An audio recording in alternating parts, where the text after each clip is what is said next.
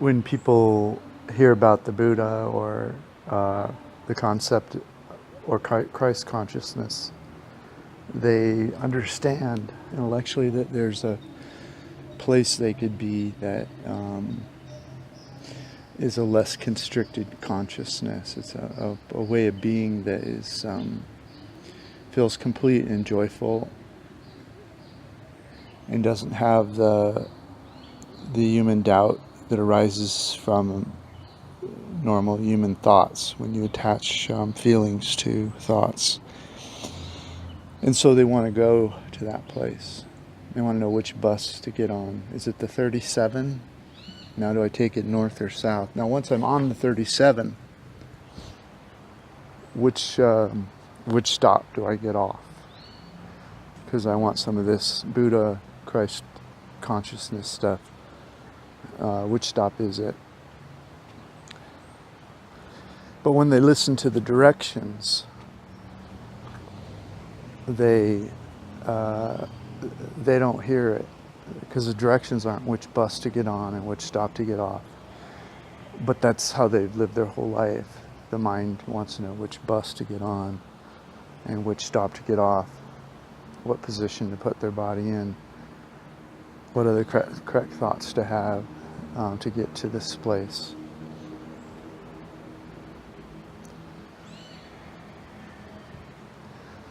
And the place is the absence of buses. It's the absence of directions. And so they're on the bus now. They're riding. When do I get off? Where do I get off? What? Oh, am I in the wrong bus? And let me switch religions. Let me switch books. Let me meditate. I tried yoga. That didn't work.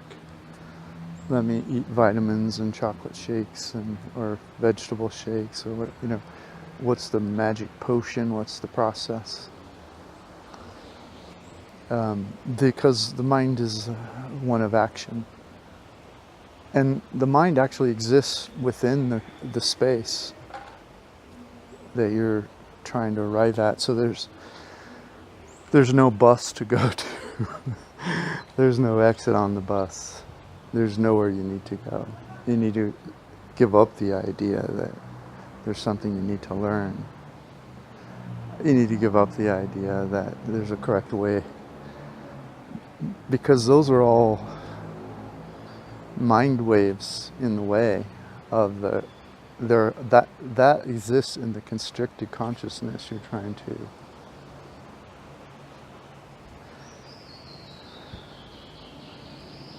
see past. And see past, not like in a process, like there's somewhere to go, but see past, like in let it be. There's nowhere to go, there's nothing, no thought to have. It's no thought to have. You want to have nothing. And so it's in silence. And your life's may have had moments of silence. In fact, I guarantee you it has, even though I don't know why I'm guaranteeing that. But my sense is that there's been a moment in your life when there's been time between your thoughts. And not a thought about time between your thoughts, but just literally no thought. And that's all it is. It's not hard to get to. The only thing between you and unconstricted consciousness is your belief that it's hard to get there, or your belief that there's something else you need to know, which bus, which stop. And I suspect you were born with it because you didn't have any information to think. You probably maybe you had some pain or emotion when you were born, but at the moment you were born. But you were, before you were born, and maybe an hour or two after, once you calmed down and fell asleep, you were being in the absence of information. You weren't remembering that you liked chocolate ice cream more than vanilla. You weren't thinking about what you need to do when this meeting ends. You weren't thinking. You weren't thinking. You were being, and that's what Christ consciousness is. That's what Buddha was talking about. And the sins of, and by the way, I'm not judging other gods by not saying their name or saying they didn't do the same thing. I just haven't read enough about the others. I'm sure many of them were similarly located, that understood that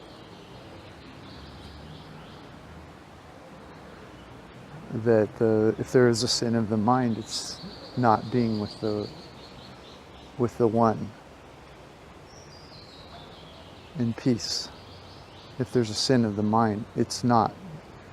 It's the arrogance of having separate consciousness from the one.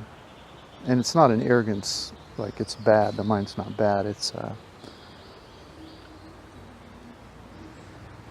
The arrogance exists in the belief that the mind is separate from the one. Really, the mind exists in the one consciousness.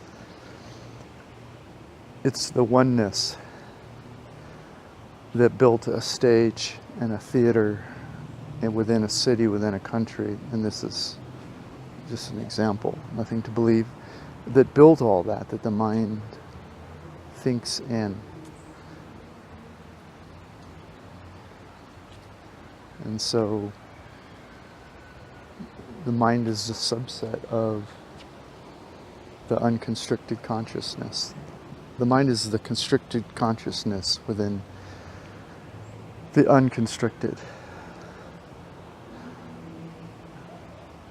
And the reason I'm talking and the reason you're listening is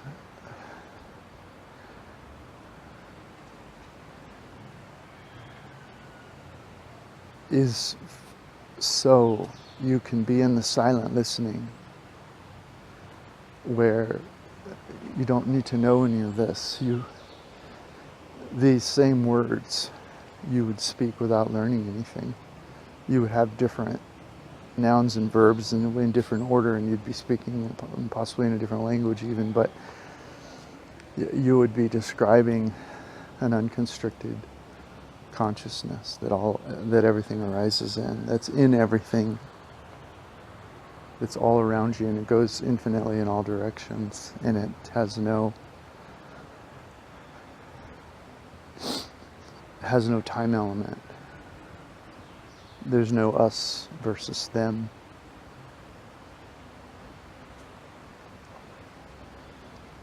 There's only the sublime.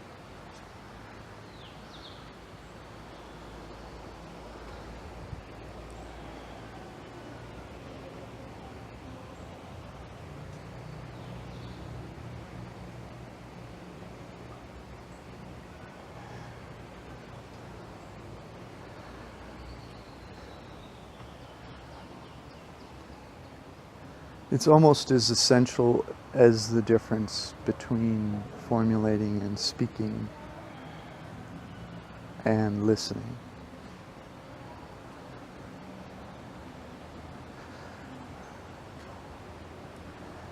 Constricted consciousness is a formulation of thought and followed by speaking the thought, whether it's a question or a statement.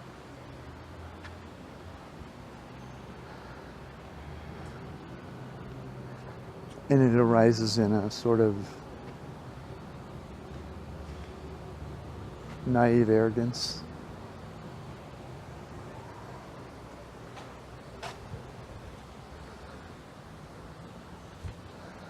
That is visible from the silence.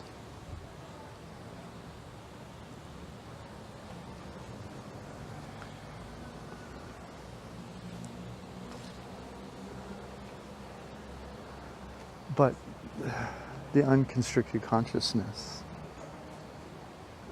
cares. It wants you to be unconstricted.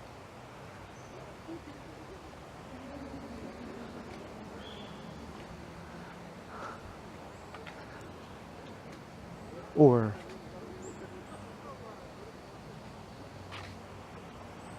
maybe it's, I'm not sure, maybe it's just interested in the whole conversation. Like, I think maybe it's me that's interested in the unconstricted consciousness for you. And maybe it's because I know I've been constricted. I'm able to be constricted for moments until I wake up. In that sense, mental pain is once you are aware of a distinction that's already there, nothing you need to learn, but once you're aware of this distinction that already lives in you between formed thoughts of constricted consciousness that are shared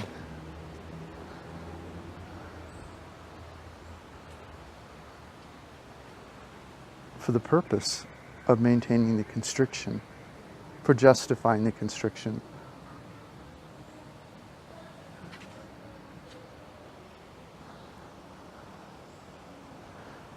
The constricted consciousness is formed.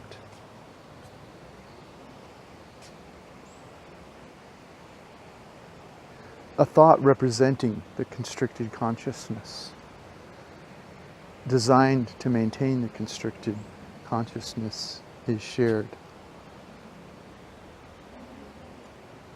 And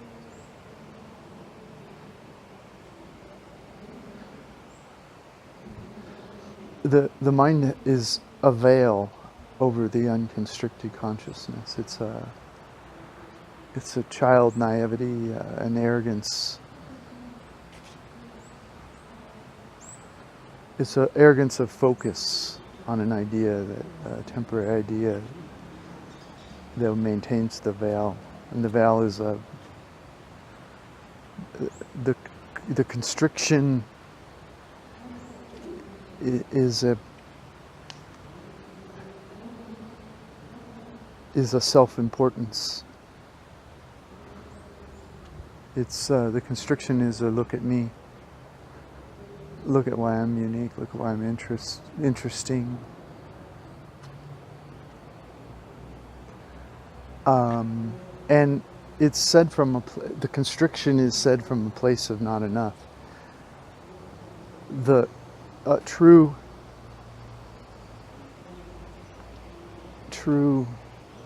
self-awareness needs no horn tooted.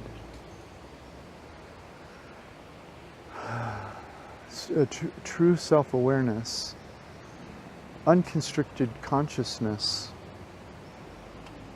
is a self-fulfilling joy. It needs no argument to maintain a veil over the unconstricted.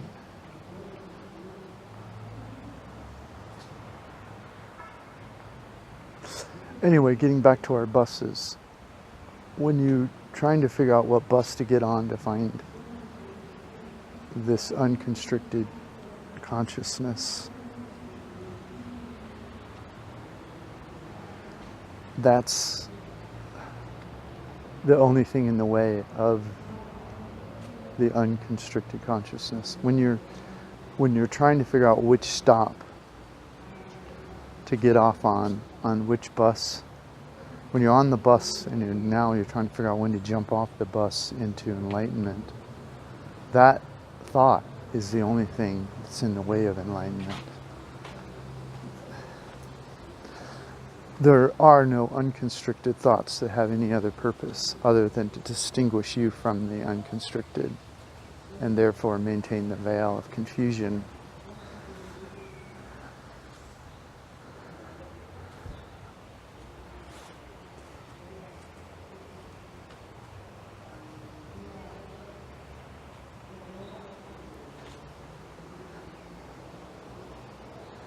And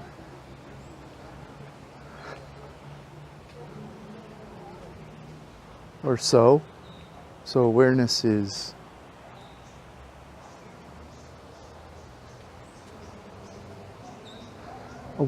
merely a willingness to control neither the question, the answer, or the understanding.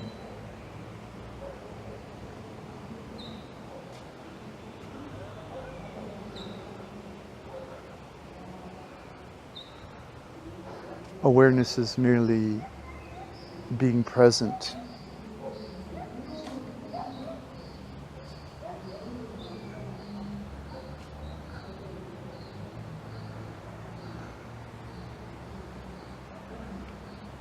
to the unfocused, unconstricted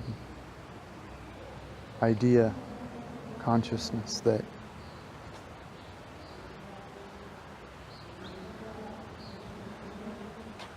only some of the information has to be filtered through and focused on to find all of the information.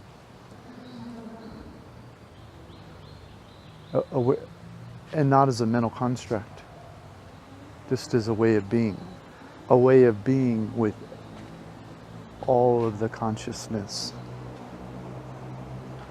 without focus.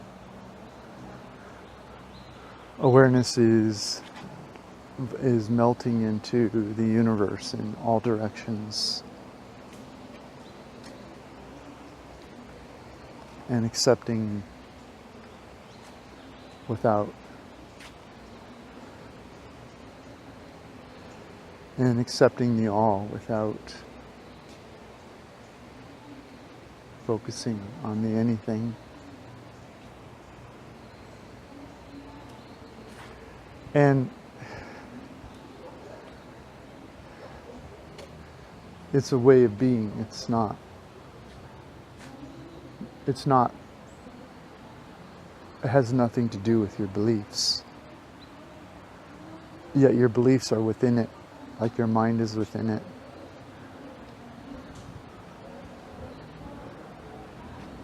It's all within the consciousness. It's just unfocused. And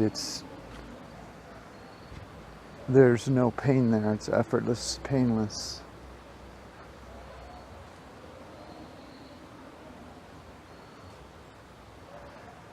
And yet it's only a place to stand.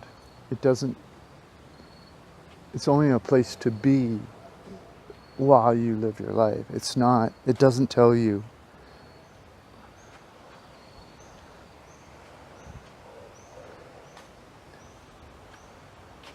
whether you eat an apple or an orange next. It doesn't tell you whether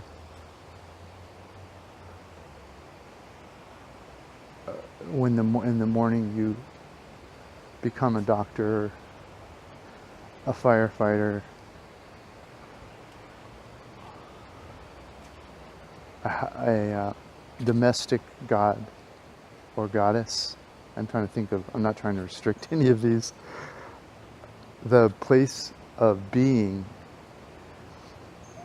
is a locationless soil that consciousness lives in, that is painless. It has nothing to do with the material world, whether you have a beard or burn incense or wash your car on Saturday or go to the ball game or take your kids for a walk. The place of being each moment of your life is what the awareness is. It's not determinative of action.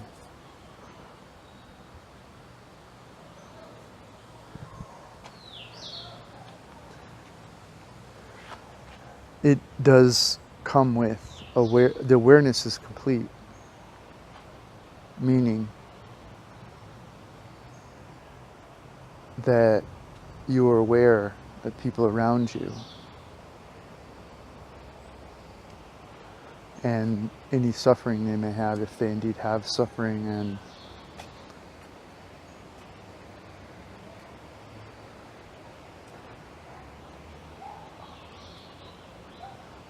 and the awareness comes with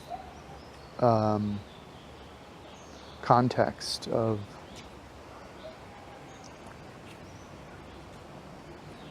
priority based on your values. These are material values. These are material priorities. These are part of your personality, what food you like. And see, your entire personality doesn't go away once you have awareness. You have a personality. You have foods and friends and family, and what's different is where you sit. It's the base of your being. Where does it sit? Does it sit in a place of awareness, or does it sit in a constricted consciousness? And indeed, flavors are better when you're aware. Moments are intricate and complex when all the information is being perceived instead of a constricted set.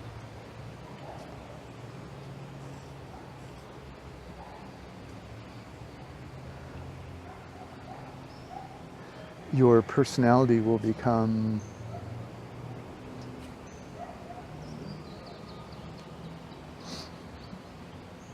a whisper instead of a scream.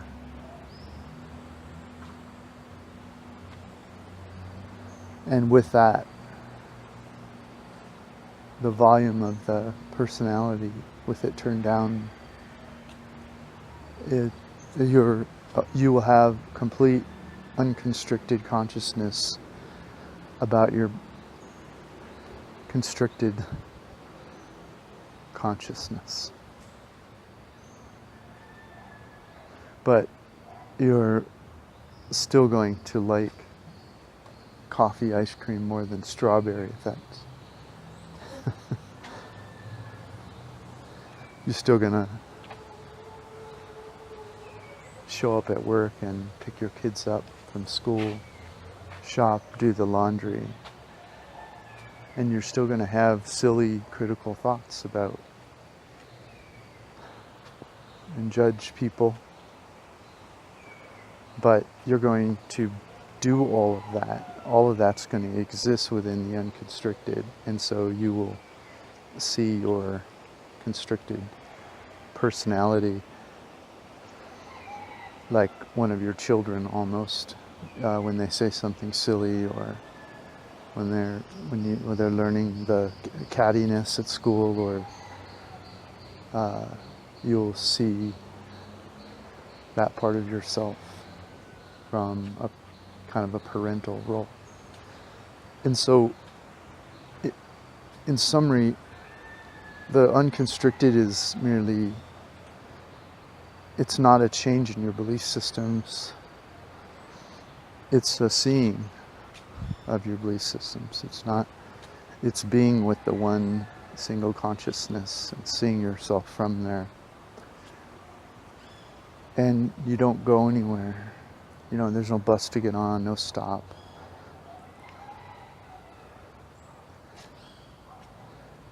And you might spend a few months or even a few years in a more contemplative state.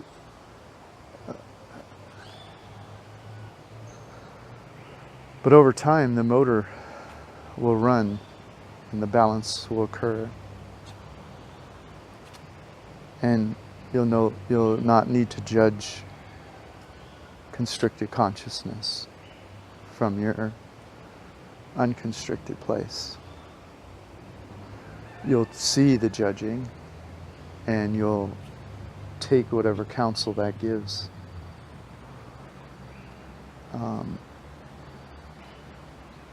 smaller people, people that are more involved in their personality, if you want to call it that, you know, you may be less likely to put them in a role of supervision over others. So there are actually adjustments that you'll make when you're aware of the awareness. But from the outside, if you didn't tell anybody that you had found this place of awareness, they may not know. You don't have to wear silly clothes or give all your money away or quit your job and move to India. None of that has any the material world has nothing to do with awareness.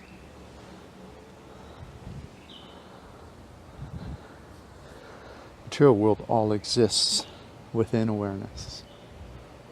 It's a place that you can perceive the material world from that's more peaceful. All right, back up the stairs and on with my day. Boy, I don't know how long that was, but I talk when I talk. Thanks for listening. This is Dan of Vagabond Buddha.